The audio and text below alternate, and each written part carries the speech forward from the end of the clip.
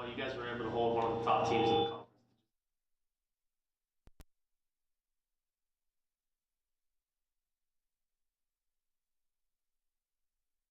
Translate them into defensive efficiency in the first quarter. Well, first, I just want to say congratulations to Green Bay. They played a very good game, and they're very well coached. I have a lot of respect for Coach Borseth and just how hard they play and how good they got things going over there. Was saying that to hold them to 7 in the first quarter was a good victory early on for us. They run a lot of stuff, and they're very intelligent, Green Bay, with how they run their stuff. They read real well, and they pick apart when anybody gets lazy or loses focus.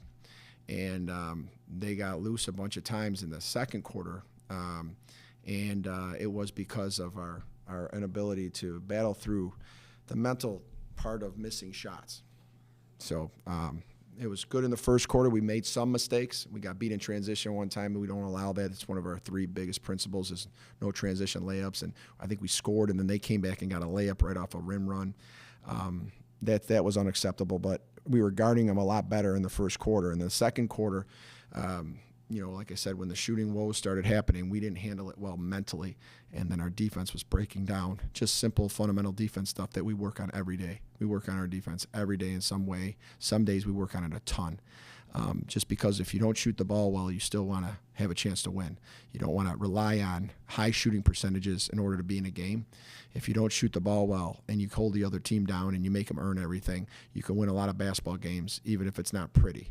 And, we've, over the years here in this program, have won a lot of games like that where we didn't shoot it well. And so today we weren't willing to grind enough in the second quarter, especially, to win one of those kind of games.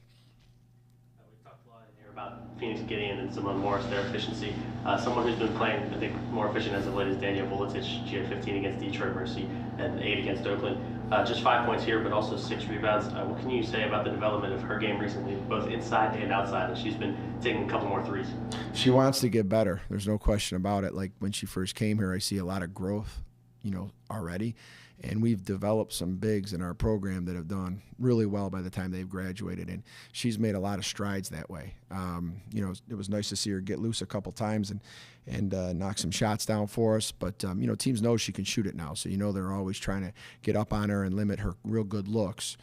So we're doing some things to try to get her moving and get those opportunities for her. But the one thing she struggled with today where, she didn't get the points that she had been getting was that Green Bay does an excellent job in the post on defense. An excellent job.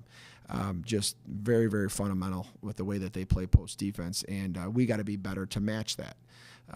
We've seen other good post defenders, and we've played power fives. They are nothing less than what we've seen in that. Just the way that they work and how hard they play and just the intelligence of knowing where the ball is. And so they changed a lot of angles on us in the post before the ball was going in. So we didn't get the ball in there as much as we need to. And we got to work on that because if you play a team like that, you got to know how to still get the ball inside even when they're playing like the way they played. So that really held her down and from getting more. But, that was a culture throughout the whole game for all of our posts. And, like to see her keep it going, but in order to do that, you got to keep growing, you got to keep developing, you got to keep using these moments as a ticket to get better, not to put your head down and to question who you are. When you guys are coming off of losses, you kind of want to try to get your players to get over the loss quickly and rebound for the next game. You guys were coming off of a huge win over Oakland on Sunday. Was it sort of the same thing coming into this game, regardless of who you were playing, regardless of the record and final score? Was it the same mentality of kind of forget about the big win, the high, make sure you're focusing on the work in practice, or was it sort of a fuel for the next opponent coming up? Well, when we have these breaks, we played on Saturday, then we didn't play till Friday. They had that extra day with the situation. You would, think that it's great, that you have that kind of a break, and now, but you got to stay fit and you got to use your time efficiently, and you can't, lose your pace because of the break. So it was a challenge this week in practice to really get better and drill things and go hard, but then also know we got 4 days to do it, and you got to keep them fit, got to keep them hungry. You don't want to lose your toughness. So the breaks sometimes are harder than the quick turnarounds. Because you're getting out of a game and then you got 1 day to prepare and you're just completely locked in and you're hungry.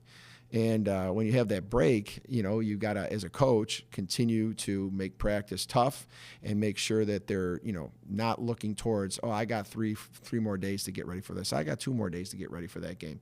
You got to use it every day to be better. And practice wasn't bad this week. I had some times where I had to get after them and wake them up a little bit. But, I get after them a lot harder in practice than I do in the games. The game is supposed to be what we do in the practice. It's supposed to be there now on display to us to go out there and use our work ethic in a daily practice to perform well in the game. And that's what was disappointing in the second quarter, is that we prepared for this team and we knew what they do and we knew how they would really crush you if you let down. And we let down with our emotions there. And it didn't matter if we had a 1-day turnaround or a 4 or 5 day turnaround. It was about grinding and staying after it. So we had that same situation, lost to Detroit, came back and played a great game against Oakland. I told them in the locker room after the game, I don't believe in we're a second game, type of team. We lose that first one, but we bounce back. And we only did that because we handled those losses well and continue to work hard in that 1 day in between. So if we're going to do it again, believe me, Milwaukee beat this team.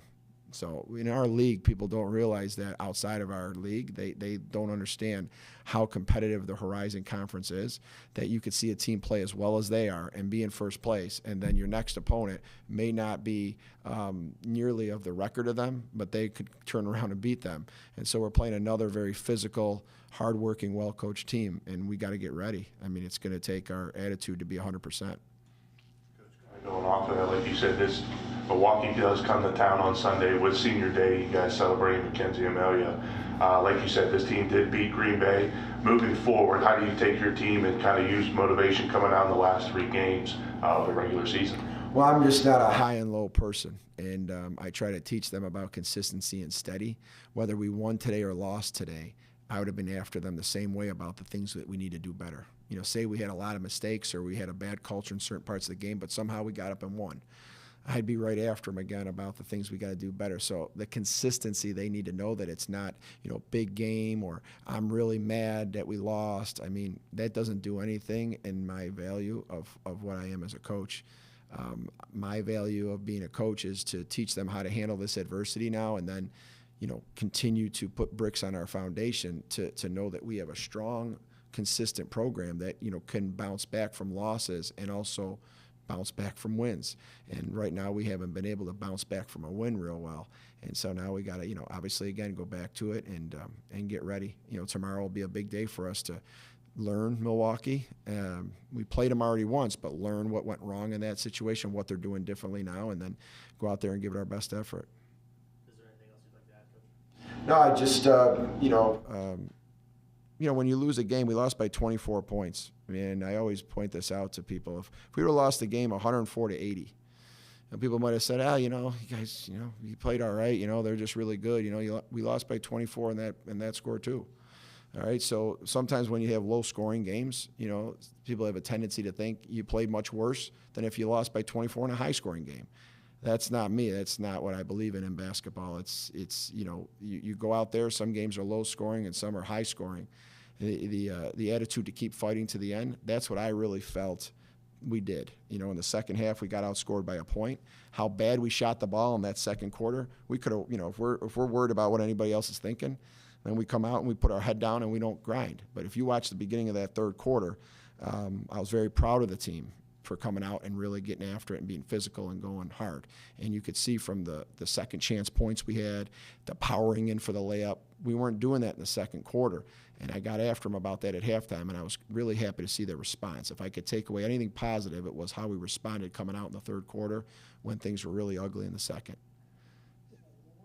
Through your mind when you went through that almost in real time 45-minute span without a single field goal? Just what are we doing wrong? What are we? Is it mental?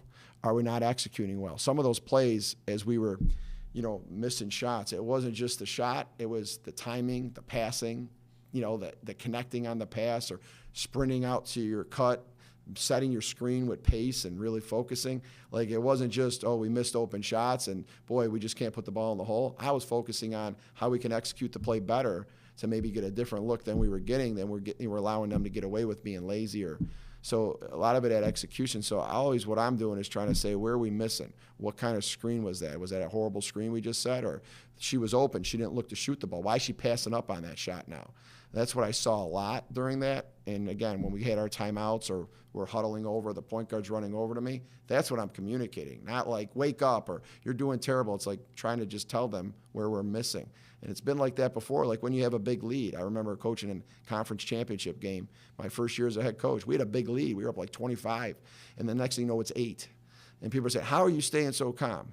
How are you not going crazy right now? You look so calm. They came over the timeout. I said, what am I supposed to do? I'm supposed to teach them where we're at and how they're coming back, what we're doing that's dysfunctional. And to me, that's how you handle the adversity, not just screaming and saying do better.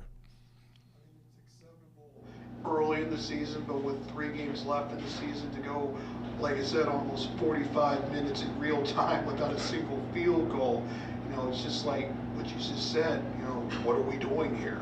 Yeah. Literally, what are we doing here? Yeah, I mean, like I said, to really understand is like I'm just continuing to go moment to moment. I don't look at it and say, oh my God, this looks terrible. We're embarrassing. I don't think like that because that's not going to get you anywhere. I've never been successful just worried about, like this is, having no points in a quarter. It's the first time it's ever happened to me as a head coach, but I'm more concerned they scored 25 too. It was both sides. And we let that, like you said, that real time of that drought affect the defensive end. And that's what's bothering me. If we scored 0, but we held them to 9 or 7 like they did in the first quarter, I mean, we would have been in the game still. But then they open up over 20 because it was on both sides of the ball. So as frustrating as it could get on the offensive side, to see them put up 25, that's really bad as well. So it was a bad quarter, really bad on both sides. And I got after them in the locker room because they're better than that. They're better than letting it affect them. You start shooting the ball poorly, I mean, it's going to happen. One of the teams that I love to follow, and one of my closest friends is one of the assistants on staff, is the University of Virginia. And they won a national title a few years back. But if you go a few years before that, they were having series of games. Their scores like 32-30, like 2 minutes to go in the game. And again, it goes to my point of, they're up 32-30. People look at that, roll their eyes and say that's terrible. But what if they're up 82-80? They're up 2 points still. We're trying to win the game. If the shot's not going in, I love winning games when the shot doesn't go in because that's a mark of a team that's mentally tough, and that's what we weren't. And that's what I'm most, getting on them about is that we weren't mentally tough, and that's not our culture. We're not high and low, and we were in that second quarter. We were real low, and I'm looking to not see that again. Like you said, this part of the season, I'm not accepting that. So we're definitely gonna get after it, and we're gonna have a tough video session tomorrow because we're gonna definitely show that second quarter. Thanks, Coach. Appreciate you. Yeah.